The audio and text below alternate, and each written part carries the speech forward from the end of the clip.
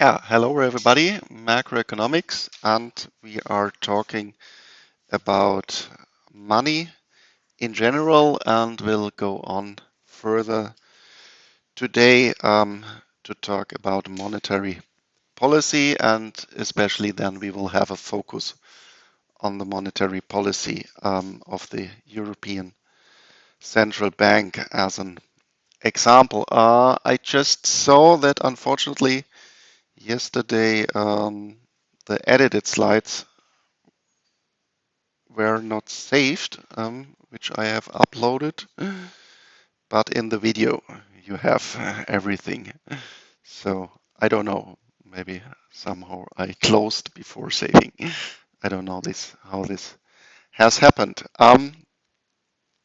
Yeah, before we start, I again want to focus you on the understanding what is modern money, what it is all about, and especially this statement that in the end that we can buy something with our money is in the end a promise which we give ourselves.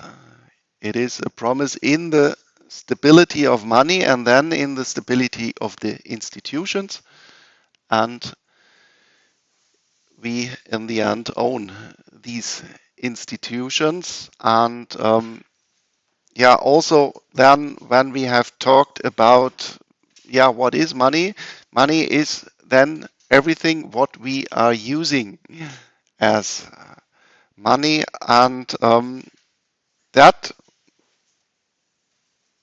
this, so to speak, physical kind of money, cash money, is not that important anymore today.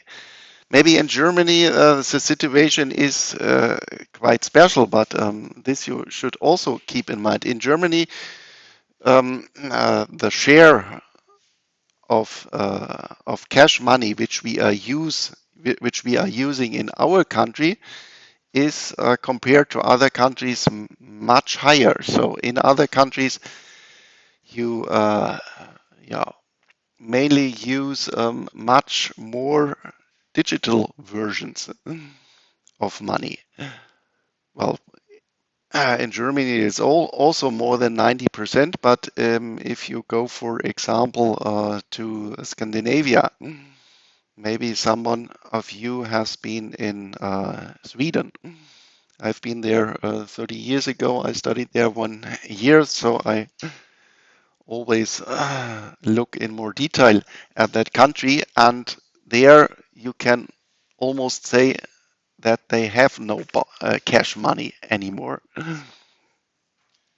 And this was a statement from the Swedish central bank last week, that in the times which we have right now, in these political times, they really recommended or re-recommended to the citizens in Sweden that they again should keep some cash money at home for at least buying fundamental stuff, food and so on, for 1 week or something like this. Because there is a great difference between cash money and our banking accounts, our Apple Pay, paying methods and so on. Cash money is functioning always. And yeah, I think you have already been here.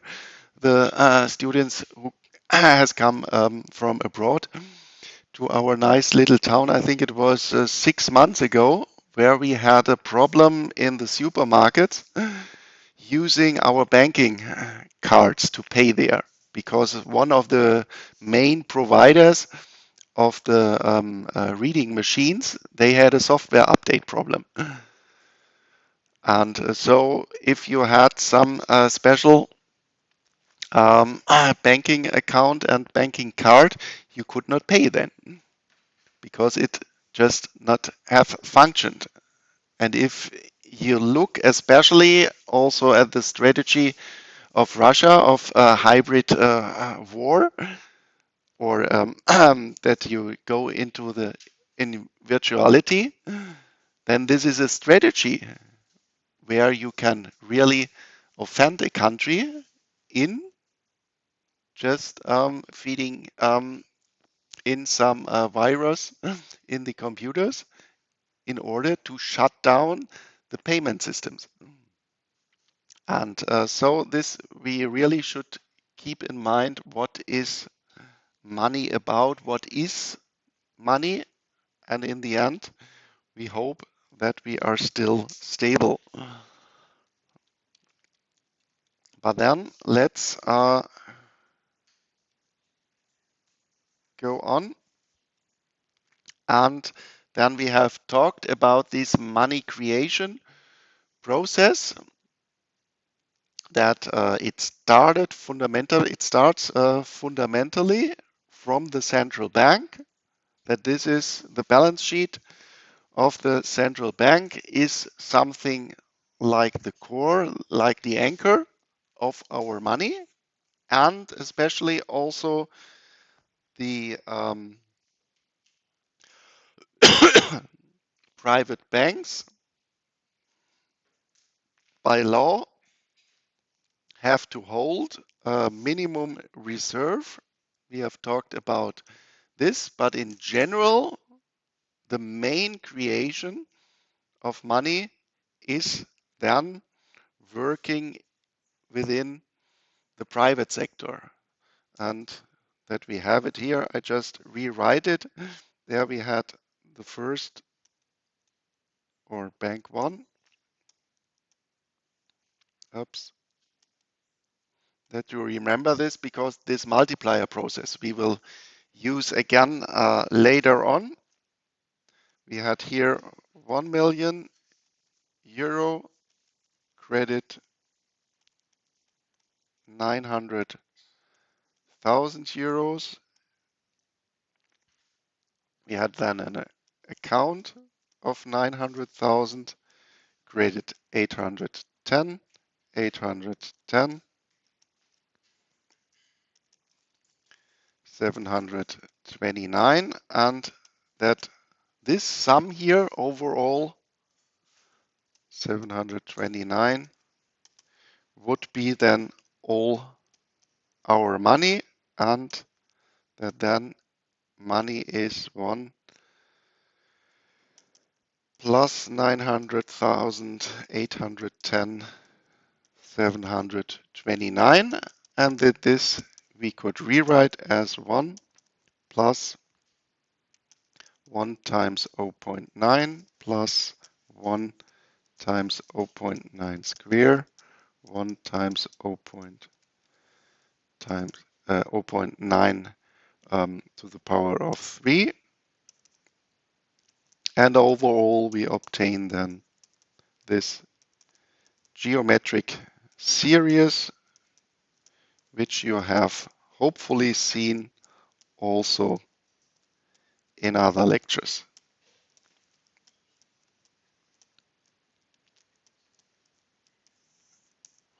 And in the end, we obtain then 1 million euros times 1 over 1 minus 0.9 is 10 times 1 million euros, and this is 1 over the reserve rate, and this we have called the money multiplier. And this I mentioned also, and now we are going a little bit into monetary policy, or in general in regulation.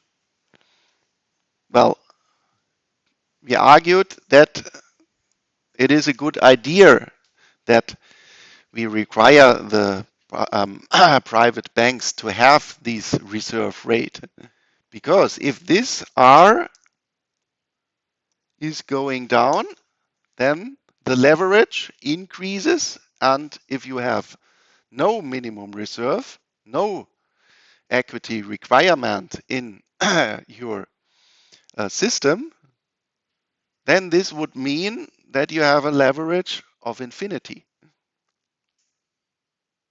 And actually, unfortunately,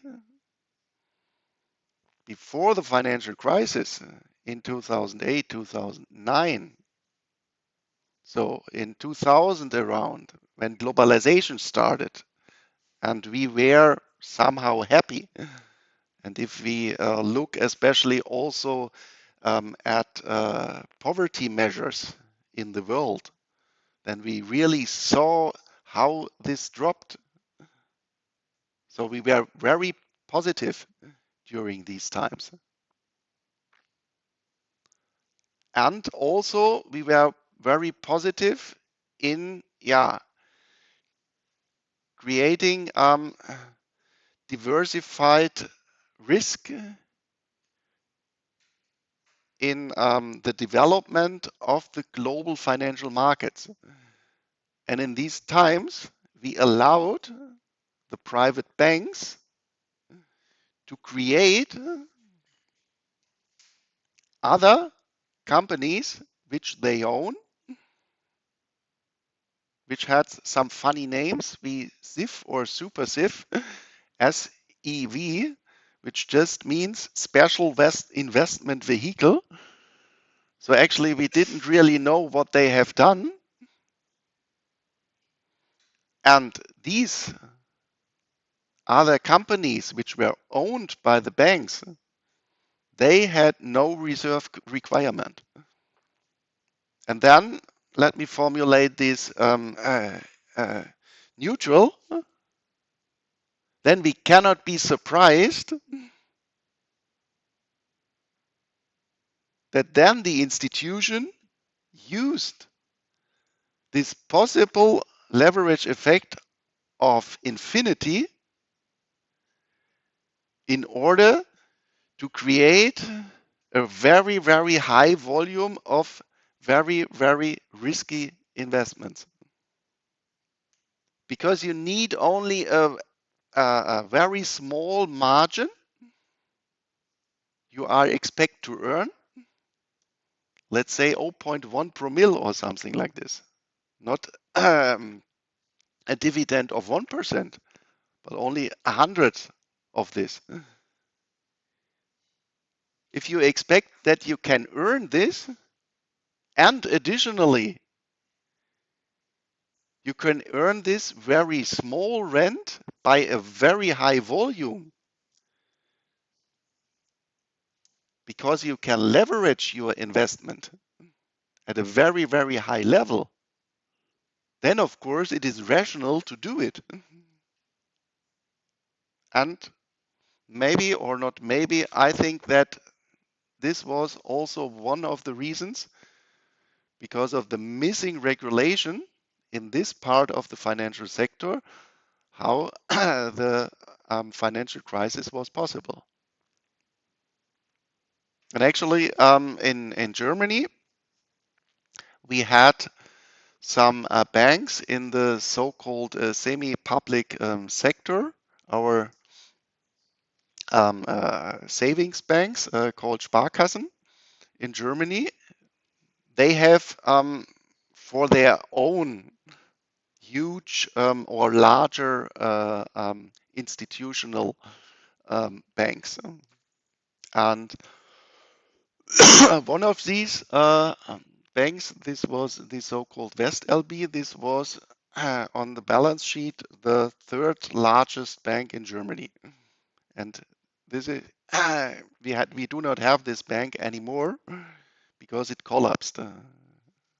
Well, it was not insolvent like Lehman Brothers, but the savings bank system as itself absorbed this bank then.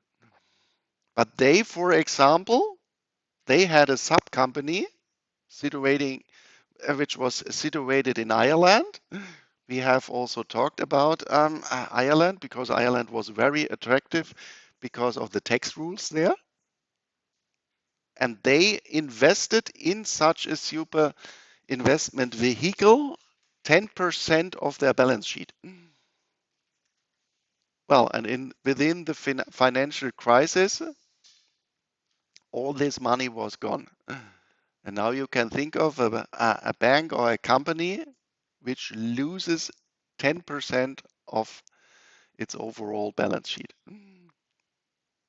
Well, so this is maybe also, yeah, some explanation how important such a minimum reserve requirement is.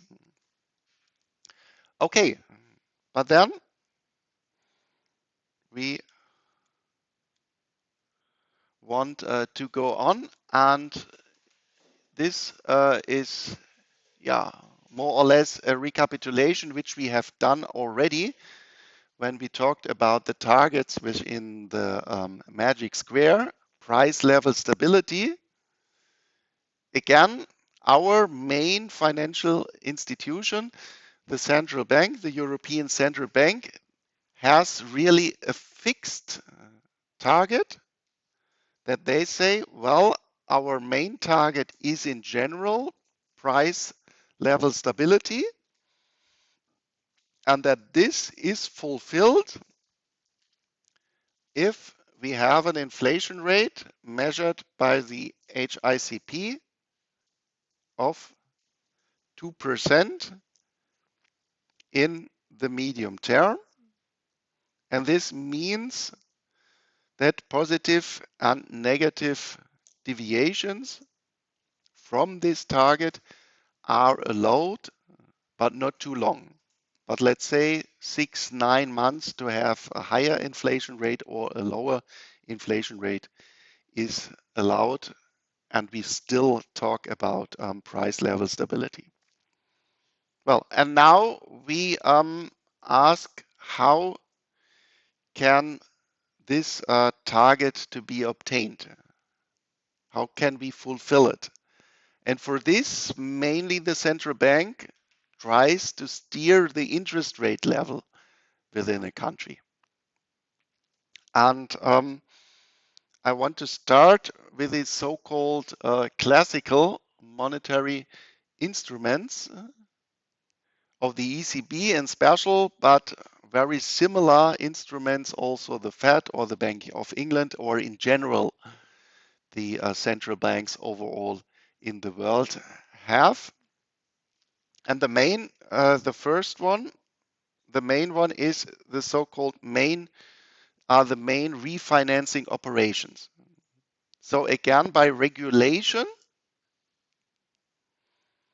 the private banking sector has to fulfill a specific requirement of central bank money within their balance sheet.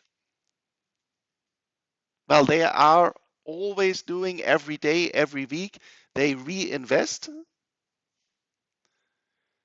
So their requirement, how much central bank cash money do I have to hold, is always changing.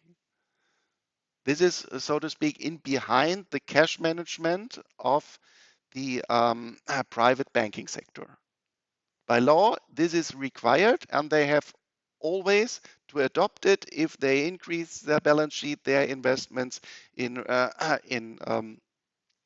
maybe more riskier securities or other investments. And for this, the central bank, in a very short frequency, every week, they announce the interest rate for which the private banking sector can obtain the required central bank money. And since they have to get the central bank money, then we can say, okay, the private banking sector oriented itself then in the short term at these interest rate of the main refinancing operations. And this is therefore then called the key interest rate in our country, or here in Europe in the European Monetary Union. And then around these main refinancing operations, we have two other instruments, and one is the so-called deposit facility. And what is this? Well, I argued every day, every week within the private bank, you have to make these cash management. And then you can assume, well, maybe you make some error. You have still some money left, which you haven't invested. You have already your central bank money, but only to hold money, I talked about this, would be an investment with an interest rate of 0. And then the central bank always offers the possibility, just give me some additional money for an interest rate which is then a little bit lower than the key interest rate of the main refinancing operations. So the interest rate, or have I written it down here? Interest rate of the deposit facility is lower than the key interest rate. Well, and then in normal times, there would not be an incentive to use this deposit facility. And why? Well, if you have functioning capital markets, then you can always invest your money in other investments in your neighboring bank. And there you would obtain the market interest rate, and this market interest rate is oriented at the key interest rate, and the key interest rate is higher than the interest rate of the deposit facility. But when do you use this deposit facility? Well, if you do not trust anymore your neighboring bank. If you think this neighboring bank is maybe not there tomorrow, I cannot get my money back if I give it to this bank. So within the financial crisis, Euro crisis, and also in Corona, we really saw that also the private banking sector puts his money in this deposit facility, although the interest rate was lower than the market interest rate. And also, this deposit facility interest rate has until now high importance still, but will come to this later. And then in opposite, we have the so-called marginal lending facility. And again, think of the cash management. Then it can also be possible that you make an error and you still need central bank money, which you haven't got within the provision of the main refinancing operations. And then again, the central bank always offers to get additional central bank money, not now beside the main refinancing operations, but now for a higher interest rate than the key interest rate. So this is larger than the key interest rate. Well, and again, in normal times, would you use this? And the answer would be again no. And because why? Well, you always in functioning capital markets, you could go again to your neighboring bank and ask them for central bank money. And again, you would get this for an interest rate which is oriented at the main refinancing operations. If you, so to speak, in normal times have to use this marginal lending facility, then this would mean that you, as a bank, by your own have a problem because you do not get anymore your required cash via the private sector because they don't trust you. And again, we saw within the last crises sometimes that the banks had to use this marginal lending facility because in the news there was something that you have a special problem. So again, in order to summarize, this is what we then call the key interest rate, and these two instruments, they provide somehow a window where you then will find the market interest rates within this window, because always you have the alternative to go to the central bank and get additional money, or you have also at a lower border, lower limit, the possibility to give money to the central bank. And the last so-called classical monetary instrument, this is what we have already talked about, the minimum reserve requirement. Because why is this a monetary policy instrument? Well, we talked about the money multiplier. If you lower this minimum reserve requirement, then this means it is easier for the private banking sector to give credit in the private market because the requirement is lower.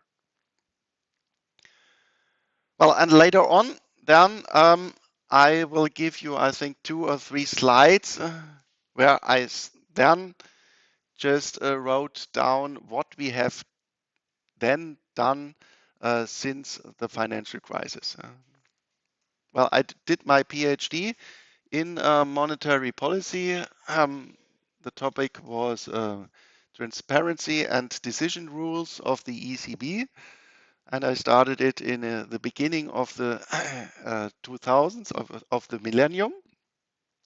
And well, what we then have invented until 2008 in the financial euro and corona crisis as new monetary policy instruments, if I would have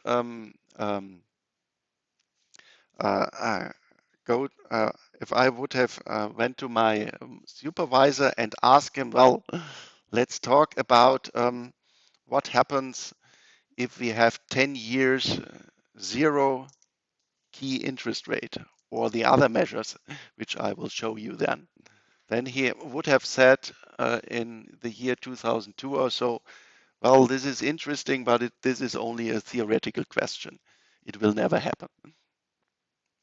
So it really changed what we are doing right now, but still, these are the main instruments, the so-called classical instruments, which we find always almost always at the other central banks in the world. And especially, you should know what is the key interest rate. Okay. So now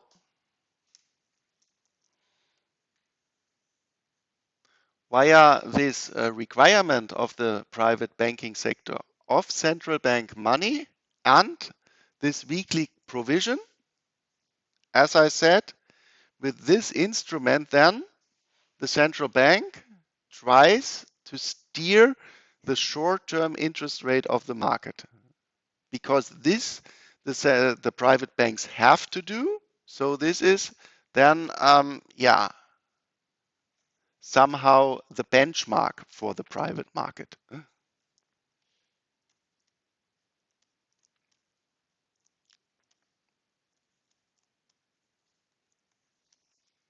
But in general, of course, if we go to the whole financial market, to the whole investment possibilities, then of course we do not have only short-term investment possibilities. And therefore, we want to talk about, how is the process, how does this short-term steering then feed into the whole financial markets in all maturities? And so at the starting point, and later on, I will show you a time series how well the ECB has done this steering. But now let's assume that we really can attack directly the short-term private interest rate. This we are influencing via the key interest rate. And what they have in focus is the so-called ESTR. This is the Euro short-term interest rate. This is the overnight interest rate of the private banking sector in Europe. So this is fixed every day via the market process, but not by the European Central Bank, but within the market process of the private banking sector. And the ECB tries to fit this ESTR at the level they want to have it.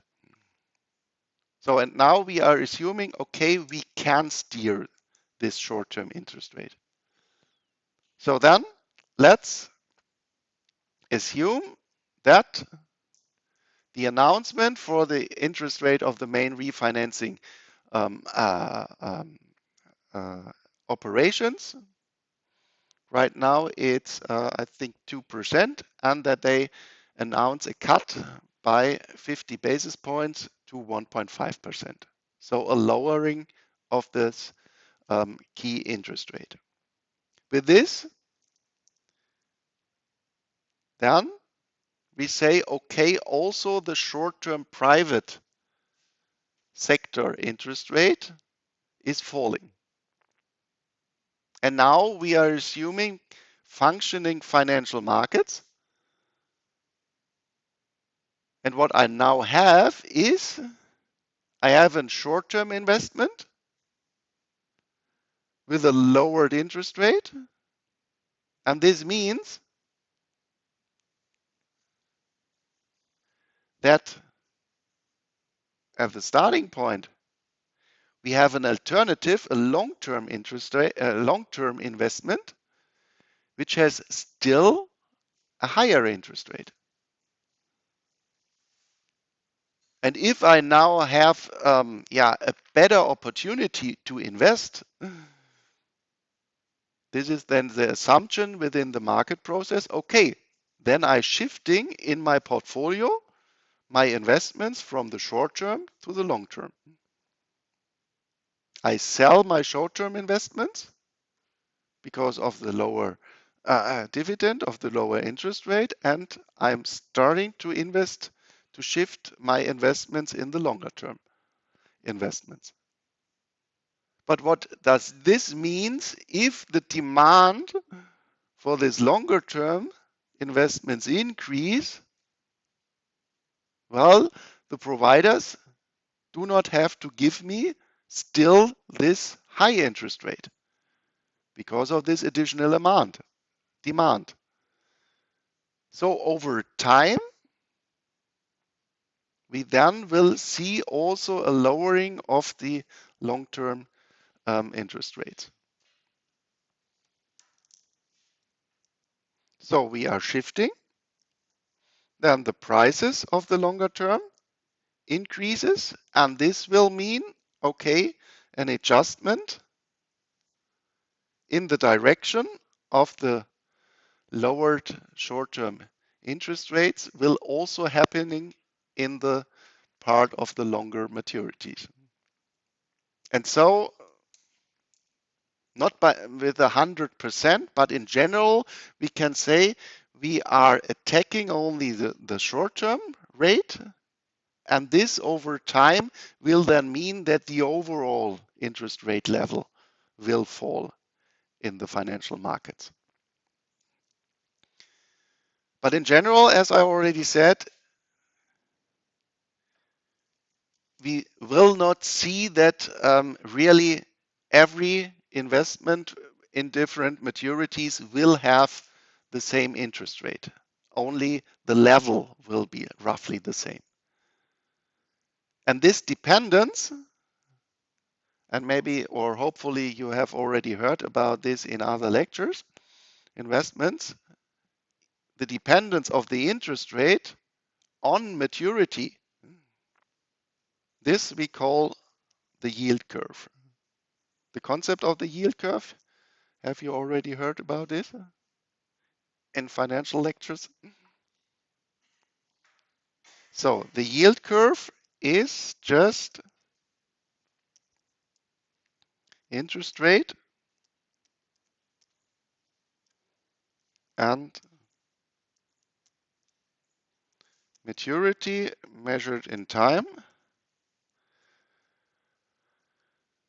That we will not, or in general, it could happen, of course, it's a free market process, but that in general, the interest rates for short term and long term will fall apart. And we come to this in a minute, that in general, we see an increasing yield curve. That the interest rates in general for longer term investments will be a little bit higher than for short terms. The reason for this, we will come to this later on. But since this is mostly seen, we call this a normal interest, a normal yield curve.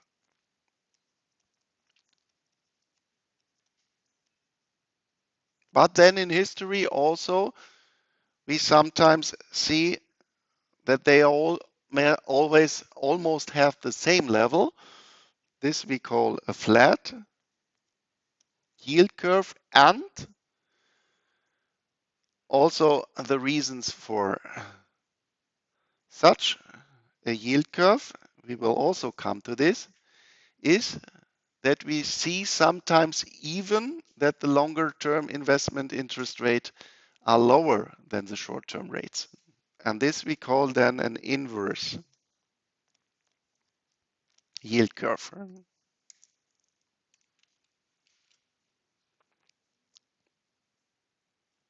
But now let's at first assume we are talking only about the interest rate level, and that overall it is possible for the central banks to steer in general the interest rate level. And now we ask, well, what they want to do with this steering. Of course, they want to affect in general the economy. And now we want to talk about the channels, how a change in interest rate is feeding through the whole economy. What will happen to the other economic aggregates? And there, let's start with the first channel, which is, so to speak, a very direct channel. So, cutting interest rates, though a lowering of the key interest rate of the central bank, should now mean in general the overall interest rate level in our economy is falling. What does this mean? Well, interest rates are just the prices of credits. The less I have to pay, then the assumption is that I will expand, since credits will be cheaper, that I increase my demand for credits.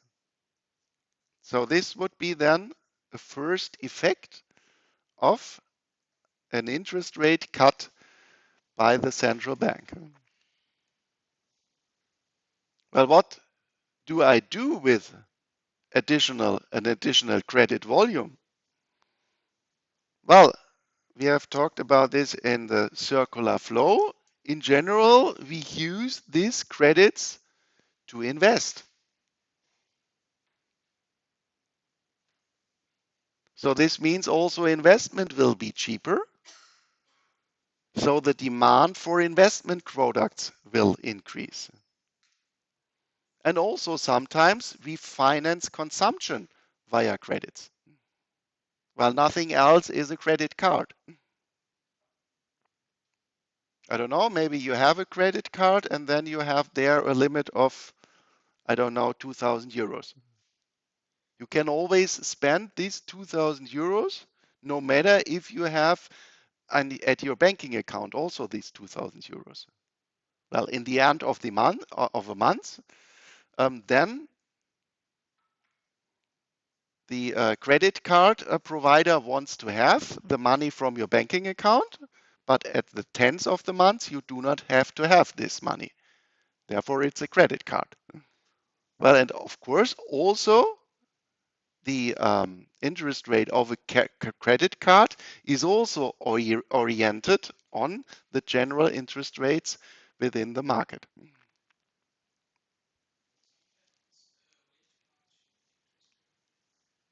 Sometimes it's higher, yeah, but it is in general oriented. This I mean, yeah. So if the price level in general will be is lower, then also consumption credits are cheaper. And these are then two demand effects: demand for investment goods and um, demand for consumption goods. Well, and now let's take the expenditure approach of GDP. Overall private consumption, 55% of GDP, investment overall 20%. Two of the main parts of GDP of um, of overall production in our economy then would mean, okay, from the demand side, we will see in general an increase. And now let's say we are not at the very high boom point in the business cycle. We still have the possibility to really increase due to a higher demand the production. So we have our potential output, and we still have the possibility that we really can increase the utilization of our production capacities. So then this would then really from the demand side push the economy. But now let's think, well, this is nice. This is a really nice instrument. And go again to the United States. Mr. Trump is always saying to Mr. Powell, please cut interest rates, cut interest rates, cut interest rates. Well, he really wants to give via monetary policy its possible voters more consumption possibilities. This is the policy behind the argumentation of Mr. Trump. Well, Mr. Powell hasn't cut the interest rates for quite some month. He has to leave the presidency, and I think in 6 months, in the next year. And the next president, unfortunately, will be then, which will be implemented by Mr. Trump. Let's see what then the monetary policy in the United States, the most powerful central bank in the world, will then be. This will be very, very interesting. Because why has Mr. Powell not cut the interest rates? Well, he said we have to be careful See again, price level stability is a general target, general aim of the central bank. If I push via low interest rates too much, then the following can happen. If I am then somehow in the neighborhood of full capacity, then, and about this we have talked when we talked about in general the business cycle, that then in the upswing, in the boom phase, that then it is possible, okay, we have this higher demand, but we cannot increase any more production, that then we come into the situation where we start to stagnate. And in general, since also the wages, the cost sides in the firms, in the enterprises increases, we cannot increase revenue anymore, that the profits will fall. And that we then come into the downturn. And if we then still push via cutting interest rates the economy, then what will happen? Well, this pushing, this providing additional liquidity will not increase investment or consumption anymore, but, and this is then the argumentation via the quantity theory of money, increasing M, money, means now only increasing P, so inflation. And then the central bank is missing its general target price level stability.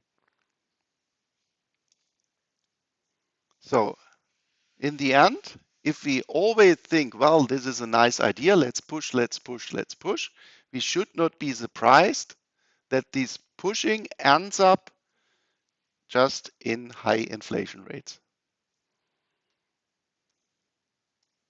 And this, I think, also in the time series I will show you later on, I think this we have seen. We have pushed via the financial markets the liquidity situation for more than 10 years after the financial crisis. We really started, and we haven't seen in the beginning, or we haven't seen over more than 10 years, an increase of the inflation rates.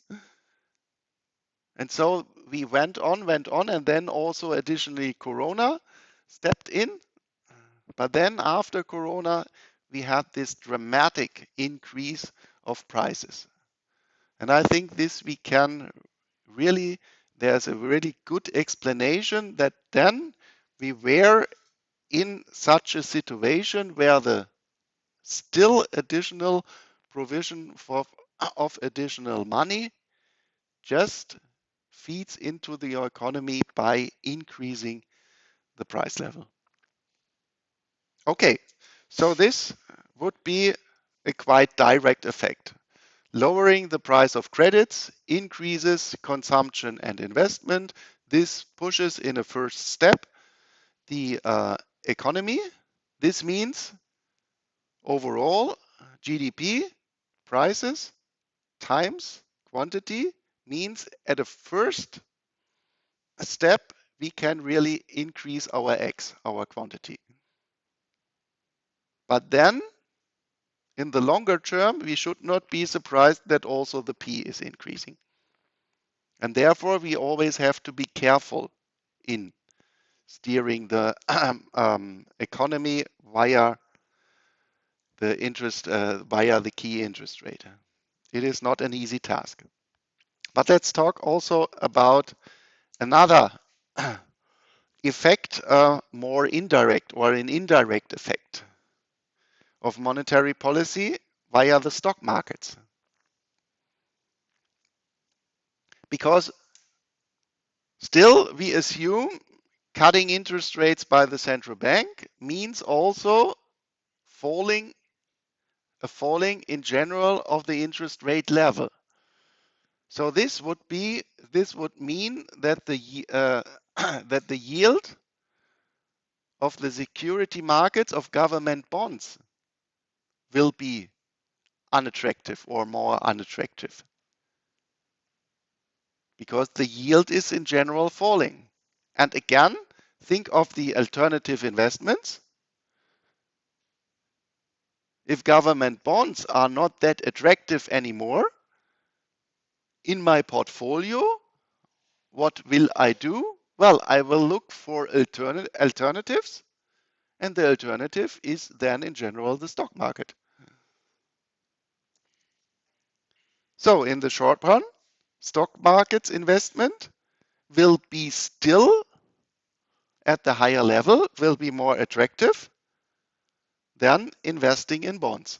So I'm shifting my investments.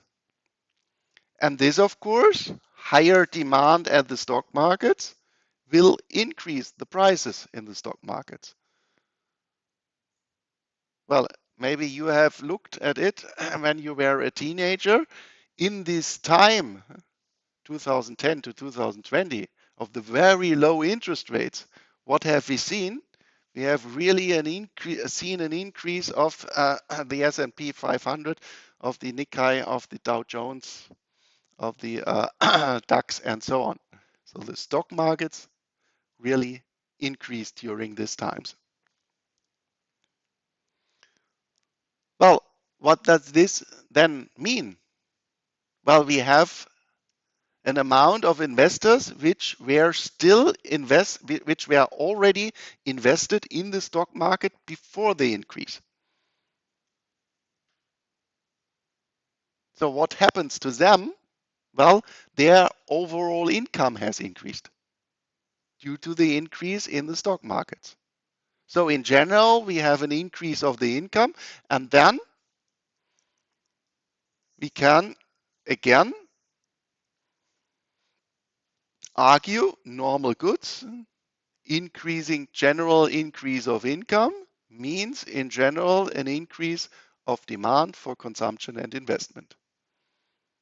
And now you can just add the former slide or the argumentation then. The 3-4 points.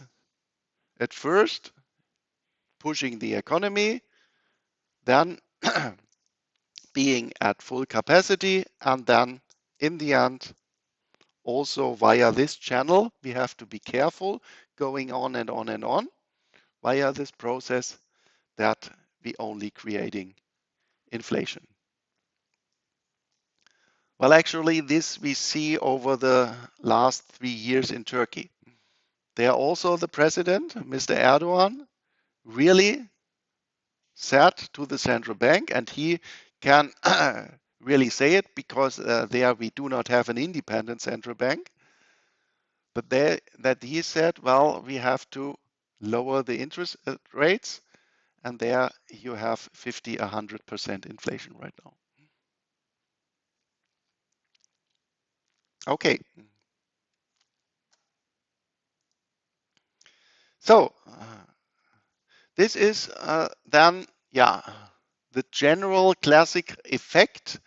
And now we want to go again to this concept of the yield curve, that in general there is not only one interest rate level, but that the interest rate for investments in different maturities fall apart.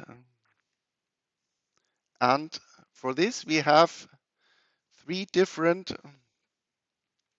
explanations. Oh, let's start with the liquidity premium at first. I put this in front, this slide.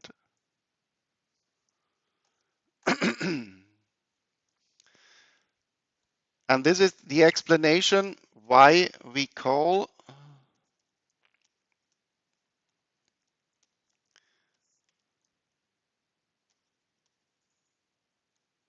a yield curve which is increasing a normal yield curve.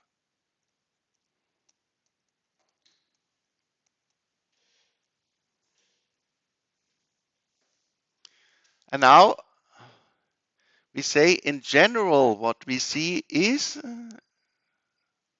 that investors will be risk averse. So if I give credit to somebody else, then I decrease my liquidity. If you give a credit of 5,000 euros to your neighbor for 3 years, then you do not have these 5,000 euros for your own to buy a bicycle or something else, or 10 bicycles, or a car. Yeah? Okay.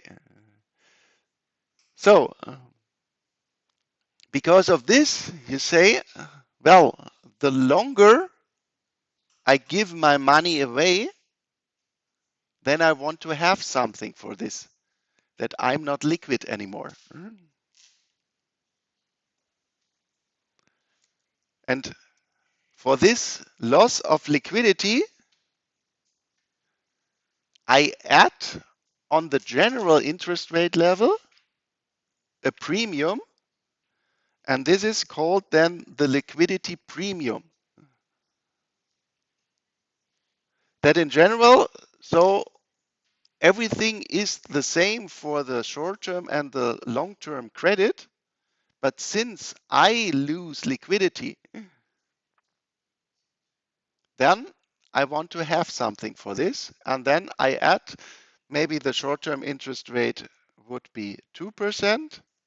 I add for a longer term investment maybe 50 basis points, that this would be 2.5%. And this delta is then the liquidity premium. And since in general we see that on average we are risk averse, we say, well, this would be then, yeah, a normal behavior. And actually, if we look into historical data, then over time, mainly we see such an increasing yield curve. So this is then the liquidity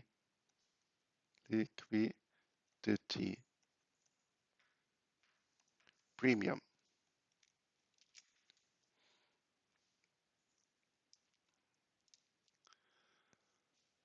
So, but of course, all these interest rates come from a free market process.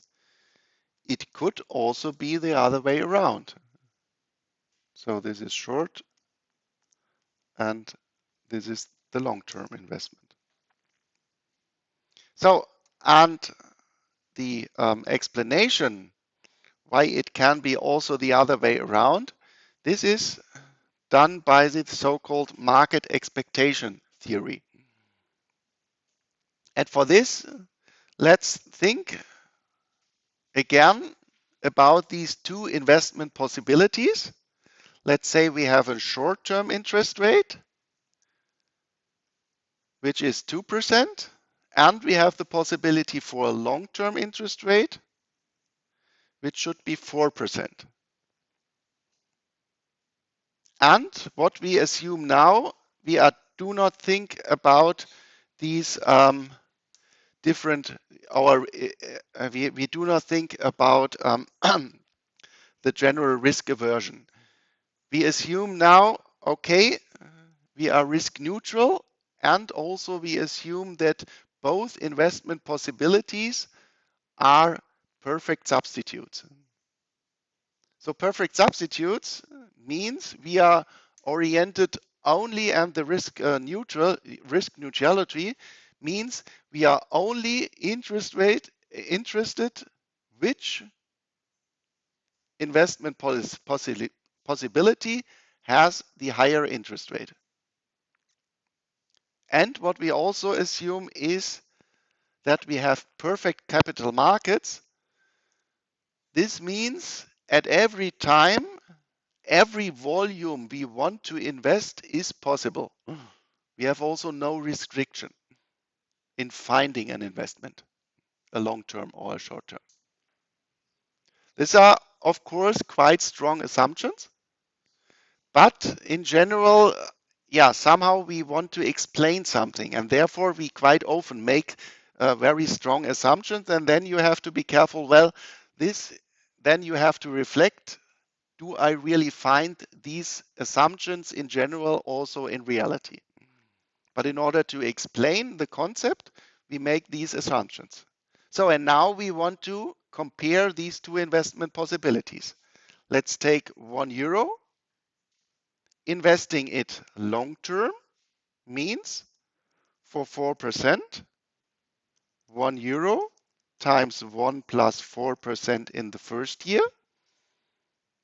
Reinvesting it, because it's a long-term investment, in the second year also 1 plus 4%. What happens to our short-term investment? €1. In the first year, we obtain only 2%.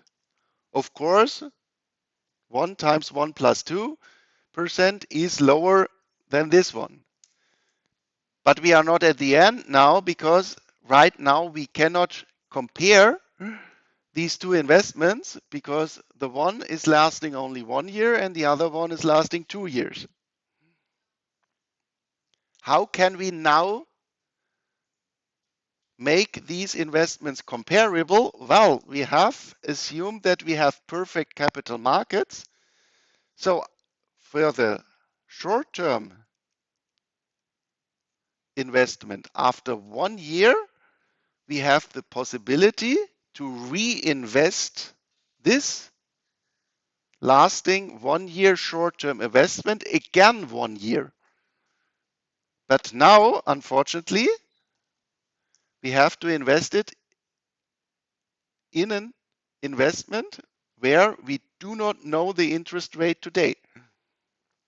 We only know in 1 year there will be the possibility to reinvest 1 year, but we do not know the interest rate in 1 year. Therefore, I said this is the expected 1 year interest rate in 1 year. Be careful that you really catch this, yeah?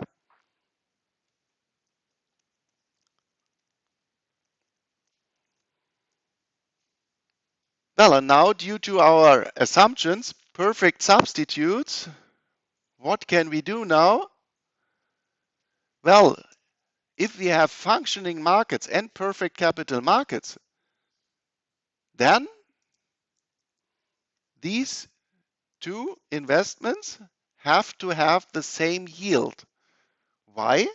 If one side would be higher, then all investors will go there, the demand increase, so the yield would fall. And this process will last so long until we really have that they have the same yield. This is then the market equilibrium. But be careful, this is not a natural law or something like this. This comes from our assumptions and that we assume functioning markets, that our price process is functioning and that we come to the equilibrium. And this is called the no arbitrage condition. Or sometimes we also say the no free lunch condition. Why no free lunch? If this would differ, these two, then let's take a credit for the short-term investment and we take this credit and invest in the longer term. And if this has a higher yield, then this would create a free lunch. But with functioning markets, we will expect that we have the same yield. Well, and now we have this equation, and let's start now to multiply our brackets. Then, yep. What do you mean? Yes? Yes, yeah, great. We now are looking what is the short-term expected interest rate. So here you see the €1 is canceling. So the investment volume, like in the Fisher equation, doesn't matter. And we obtain 1 plus 2% plus short-term expected interest rate plus 2% times short-term expected interest rate equals 1 plus 4% plus 4% plus 4% squared. The 1 is canceling. And now assume also when we had made the approximation in our Fisher equation, let's assume that we have low interest rates. Then the formula will get a little bit easier. So assume low interest rates less than 10% again. Then this would mean approximately we can also leave out the squared terms here. Why? Well, let's see here 0.2. 0.2, 2%. 2% is 0.2, 0.02. 0.02 times 0.02 is 0.0004. Or also here, this squared, 4% squared is much, much lower than 4% itself. So the error is quite low if we have small interest, if we have low interest rates. And therefore, approximately, we can leave it out. Well, the argument would be still the same, but then the formula would be a little bit more complicated. What have we then? Now we want to solve for the short-term interest rate expected in 1 year. This is then the long-term interest rate, 4%, plus, and I take this in brackets, 4%, and we have to subtract the 2, minus 2%. Overall, this means 4 plus 4 minus 2 is 6. So compared to the short-term interest rate today, we can say the market expects an increase of the short-term interest rate. This is larger than 2. So the market expects an increase of short-term interest rates. Why did I say the market expects this? Well, all these interest rates we can see today. You can go to your bank and ask, what is the interest rate you give me for a 1 year, 2 year, 3 year, 4 year investment? These are the market prices. Or in general, we find short-term interest rate expected equals the long-term interest rate today plus the difference between the long-term and the short-term interest rate. This I have written down also here. Well, and this formula, this is really, really nice. Because what? Because why? Well, on the right side, we have something what we know. This is known.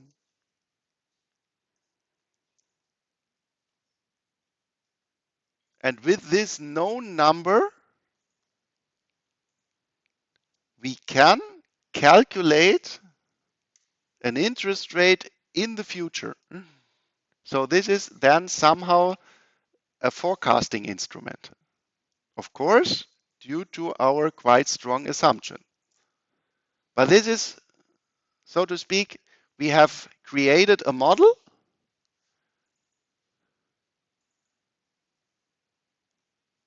which is hopefully logically. And out of this model, now we obtain a possibility to forecast the future. And now let's assume that we have an inverse yield curve, that I2 is smaller than I1. What does this now mean? This means that this bracket is now negative. So this would imply that the market expects falling, yep, a decrease, yes, that the market expects a decrease of short-term interest rates in the future.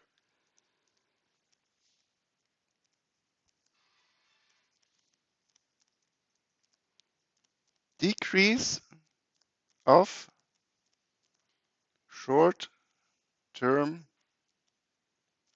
interest rates. Well, and now we come to the former slides.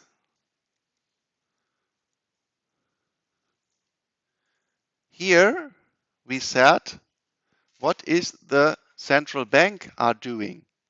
The central bank, in order to meet its target of price level stability, wants to steer short-term interest rates. So if the market expects that the market short-term interest rates are decreasing, this means also that the market expects that in the future the central bank will cut interest rates.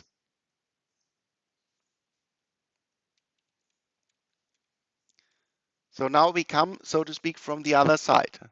We know what the central bank in general wants to do. Now we have an expectation via market prices. And then we also can say, well, we argue then the other way around, that this means the market expects also that in the future we will see an interest rate cut. Market expects also an interest rate cut by the central bank. Well, and now think of this process, what the central bank wants to do with an interest rate cut. Well, in general, in the short term, we will see a push of the economy via different channels. So, and then we can ask ourselves, in which kind of an economic situation we would think that it is reasonable that the central bank will stabilize the economy. In which phase of the business cycle will we then?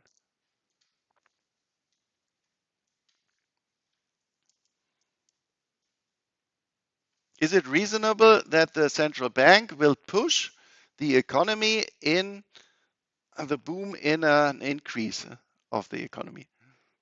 That they really start to additionally push the economy? Yeah. Yeah. So it will be reasonable in the opposite phase in a crisis. So this is reasonable within a crisis or an expectation of a crisis. So if we then go through all this argumentation, then this would mean an inverse yield curve is then something like a crisis indicator.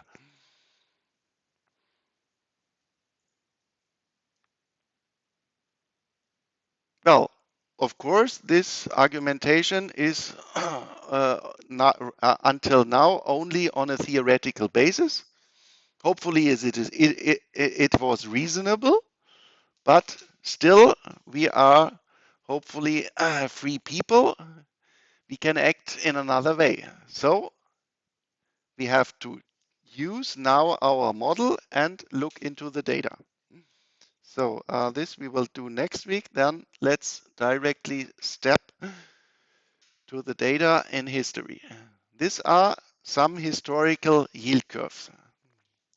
So this one is, so to speak, quite flat, but still an, so to speak, normal yield curve, which we see here.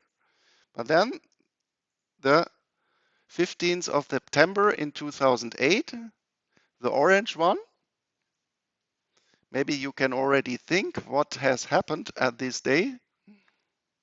There we have here quite an inversion of almost 100 basis points between 1 year maturity.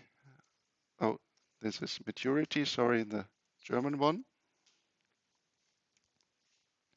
Maturity in time, years. So from 1 to 5 years, we have almost 100 basis points. And this was the 6th of March in 2020. Here, maybe it's hard for you to remember this, but I think this time you remember what has happened then. Well, this was in the summer term and it has already started for just 1 week. I actually know what I have done at these days. I just was in the lecture hall doing what I'm right now doing. And the first one, has somebody an idea what has happened? Not at the 15th, but on the 16th of September 2008. Yeah. This is the year of the financial crisis, and it is a very specific date. It's a very famous date. This is the crash of Lehman Brothers on the 16th.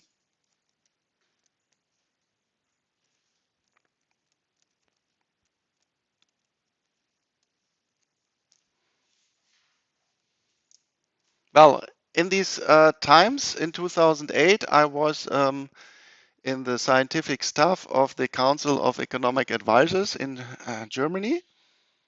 And in summer 2008, there, of course, we had already a banking crisis. We had also the crisis in the housing sector, housing bubble. This was all known. But also, we had very high inflation rates. And high inflation rates in general say, well, that we have high demand, that we so to speak, in a boom phase. Think of the explanation in the business cycle. In an upward swing of the economy, we think that also inflation is increasing. And even in summer 2008, the ECB has cut interest rates. And we discussed there, well, are we in a crisis or is it only in the financial sector? And the overall opinion of most economists in the world was in summer 2008, well, of course, we have a crisis in the financial markets, but this will only have a slight impact on the real markets, on the real economies. Well, if we look at the yield curve, then the yield curve really said, well, this is a very risky situation which we have here due to the argumentation via the inversion of the yield curve. Well, just at the next days, in the beginning of October, we had a really steep interest rate cut all over the world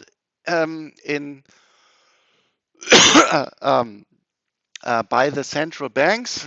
We just dropped within some weeks from 4% key interest rates to 1, and then later on to the 0 interest rate levels. And then let's go to the 6th of March. Do you remember what you have done in March 2020? And what kind of corona situation did we have in March 2020? This was, yeah, just the very beginning. the very, very beginning. This was, I was in the lecture hall, and then 2 weeks later we had the shutdown. And this was still, I say, quite funny. We just posted some pictures from people being on their cruises because they were in quarantine and they already had to wear the masks. And then they had these funny faces here, everything white, and the other part of the face was brown. And especially in Europe, we thought, yeah, this is something in Asia, something in China. And then we remembered SARS. This was in the beginning of the 2000, I think 2002. This was also an epidemic. And there almost nothing happened in Europe these times. 2 weeks later, we had the first shutdown. And in the beginning of March, the overall corona infection in Germany was in the whole country 200 people. And we really thought, well, nothing will happen. And we know what 2 years later, or the next 2 years, has happened. And if we look, okay, it's only a slight inversion, but it is an inversion. And even if we look at the yield curve in the beginning of January, also we saw that it flattened and then went into the inversion. So in a time where most people in the world say, well, there is something in China, but it will not have an impact on somebody else. And so also this we can interpret as a signal from the financial markets that we have to be careful that there is some pressure for the economy. And then if we go back in history, then we see for every before in front of every crisis, we have seen an inversion of the yield curve. So it is really quite good forecasting instrument. Not that really definitely something is coming, because we have also situations where we have an inversion and not a really huge crisis has been coming.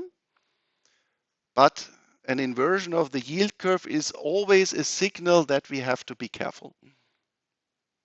Okay, then that's